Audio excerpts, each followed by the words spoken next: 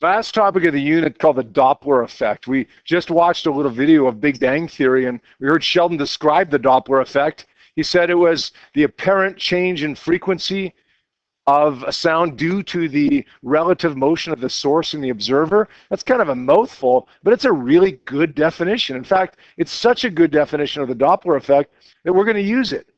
The Doppler effect is the apparent change in frequency of a wave.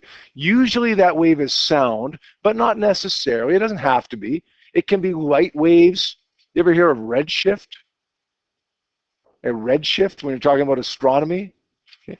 It's the apparent change in light frequency. Usually it's the apparent change in sound frequency, though, due to the relative motion of the source and the observer. When you hear a fire truck going by, the pitch of the fire truck sounds as it's approaching you higher than it really is. It goes by you, and then all of a sudden it becomes lower than it really is. The real pitch of the fire engine truck, or the fire engine siren, is somewhere in between what you hear when it's coming towards you and it's going away from you. The apparent change in frequency. Why do we say the apparent change in frequency?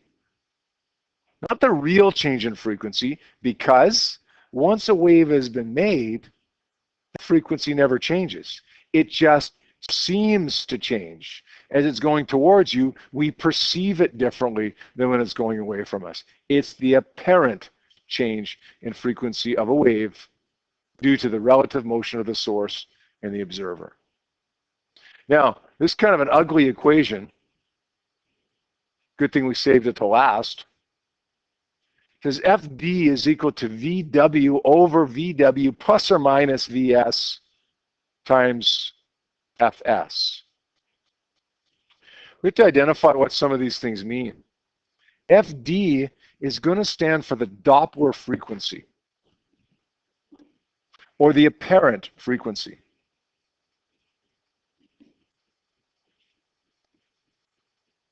Remember, we define the Doppler effect as the apparent change in frequency. This is the apparent frequency. This is the frequency that we hear, not the real frequency. It's going to be either lower or higher, depending upon whether the source is coming towards us or away from us, or going away from us. It's what we hear, though. It's what we perceive as the frequency, and the units for that are going to be hertz. Fs, that's going to be the actual frequency. Fs actually stands for the frequency of the source.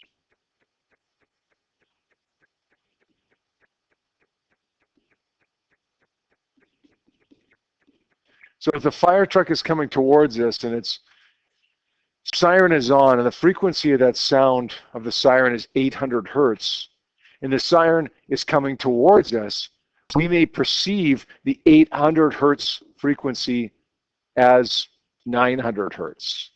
If it's going away from us, we may perceive the 800 hertz frequency as 700 hertz. So FD is what we hear. Fs is what's actually produced. And what about these V's? And more importantly, what about this whole plus or minus thing that we see on the denominator there? VW is going to be the speed of the wave. And that's going to be in meters per second. Now, don't get mixed up here. We see the subscript beside the other V, Vs, and we start thinking speed of sound, right? It's not the speed of sound. If we're talking about sound in the Doppler effect, sound is the wave. VW is the speed of sound. Vs is the speed of the source.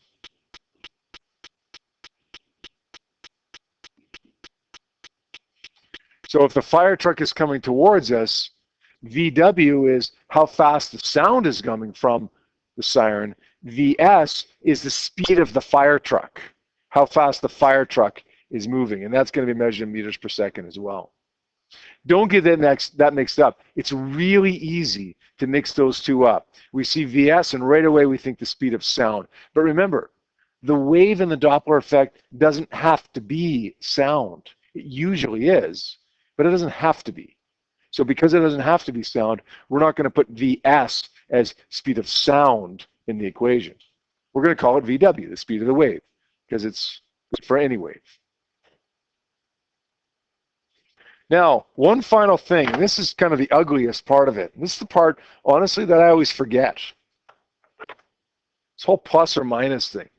When do we use it as a plus? When do we use it as a minus? I'll tell you right now that you never use both in the same question. Okay, if we've got a fire truck coming towards us, we use either plus or minus. When it's going away from us, we use the other one, either minus or plus. We never use both of them, plus and minus. So when do we use plus? When it's coming towards us or when it's going away from us? I always forget. I honestly always forget. Okay, whenever I have to do this, I have to figure it out. Even now, at 43 years old, even now, I still forget. I've got to figure it out almost every single time. You got it? Towards, let's figure it out. Let's see if he's right. If the fire truck or whatever it is coming towards us, then we know the pitch that we will hear, the apparent frequency, will be higher than the actual frequency. In other words, FD will be bigger than FS. So we'll say if towards, FD is bigger than FS. If the source is going away, it's receding from us, then FD will be less than FS. So if you guessed it was coming towards us, or maybe not a guess. Okay, well, you want to switch it now? So you want to go the other way? All right. So you're going to say that when it's coming, what do you say, away from us?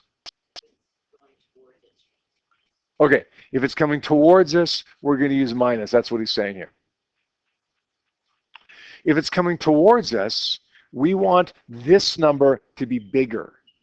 If this number is going to be bigger, what do we got to do to the number on the bottom? How do you get a big number right here? You get a little number here or a big number here? Pardon me? A little one, right? If we want this number on top to be bigger, then we want this number down here to be smaller. How do we get a smaller number in the denominator there? We subtract. That's right. So if it's coming towards us, we're going to use VW subtract VS. If it's coming away from us, we want it to be a lower pitch now, a lower apparent frequency. Therefore, we want the number on the bottom to be bigger. And to get the number on the bottom bigger, we're going to add the two together, VW plus VS. Now, one final thing with this equation before we do an example. I want you to know that this is a specific form of the equation. This is not the general form of the equation. This assumes that the observer isn't moving. So this assumes that you're standing on the side of the road, the fire truck is coming towards you, or the fire truck is going away from you. What happens if all of a sudden the fire truck is coming towards you and you're driving your car towards the fire truck? It changes the equation a little bit. It makes the equation even uglier than it is already. That's why in Physics 20, we don't worry about that. So we're going to assume that the observer isn't moving. Now, we get the same phenomenon taking place. If I'm moving and the fire truck are moving and we're both moving towards each other, then the pitch will be even higher. But to calculate it, it becomes more difficult. Yep. Yep. All right. Good with that? Let's take a look then. We're starting off with kind of a tricky one, actually. It says a train is traveling at a speed of 30 meters per second. Its whistle generates a sound wave with a frequency of 224. Not hard so far. You're standing beside the track as a train passes you, so we're not moving. That's good because we don't know how to deal with it if we're moving, if the observer is moving. What change in frequency do you detect for the pitch of the whistle as the train passes if the speed of the sound in air is 330 meters per second? So we're not looking for the frequency that we're hearing as it approaches us or the frequency that we're hearing as it goes away from us. We're looking for the difference in the two, right? The difference between the two frequencies. So what are we going to have to do? What are we going to have to do, Jessica?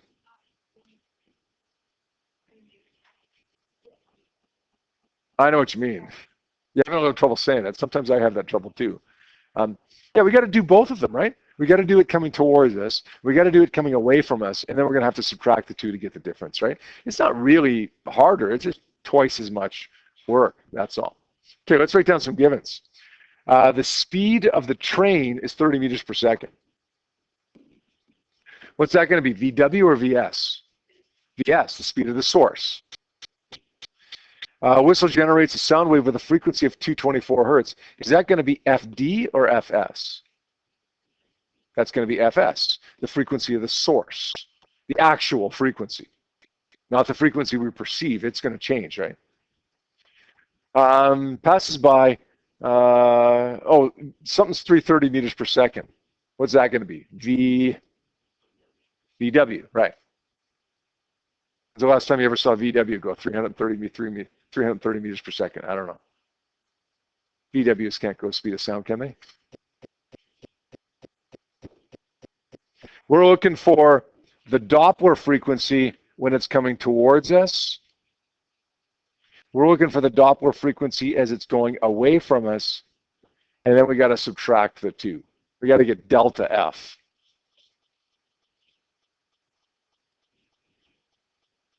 Okay, let's say it's coming towards us right now. Mackenzie, is it add or subtract? It's subtract, right? If we want FD to be bigger, and we do if it's coming towards us, then the number on the bottom has to be smaller, and we get the number on the bottom to be smaller if we subtract them. So we're going to say FD is equal to VW over VW minus VS. They just drop the plus times FS. VW is 330 over 330 minus VS is 30 times the frequency of the source is 224. Let's figure that out now. Let's do that on the calculator, okay? We know that 330 minus 30 is 300, so we're just going to say 330 divided by 300 gives me 1.1 times 224. And I get a Doppler frequency of 246.4. Hey, was Mackenzie right? Mackenzie said that when it's coming towards us, we've got to use a subtraction sign on the bottom there. Was he right? Yeah? How do we know? How do we know, Cody? Good. When it's coming towards us, FD has to be bigger than FS. Good. Now let's figure out the frequency as it's coming away from us. We're going away from us here now. We're going to say FD is equal to VW over VW plus VS this time.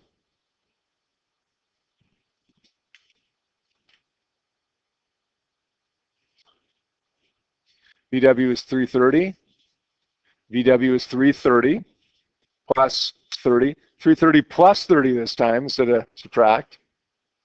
That's 224. We should get a number here that's smaller, right? Yeah. Let's figure it out, though. This time it's going to be, what, 330 divided by 360? Let's try that again. 330 divided by 360 gives me 0.916 times 224. Look, 205. The actual frequency is 224. We get 205.33. It should be smaller, right? Because it's going away from us. We all know that Doppler sound as it's going past us, right? The higher pitch turns into the lower pitch. What's the change in frequency? Let's subtract them now. 205.3 minus 246.4. The change in frequency would be negative 40.9. 41.1 hertz. Don't worry about the negative or positive, but really, what does that negative mean? The frequency has gone down, right? It's coming towards us, higher pitch, to away from us, lower pitch, right?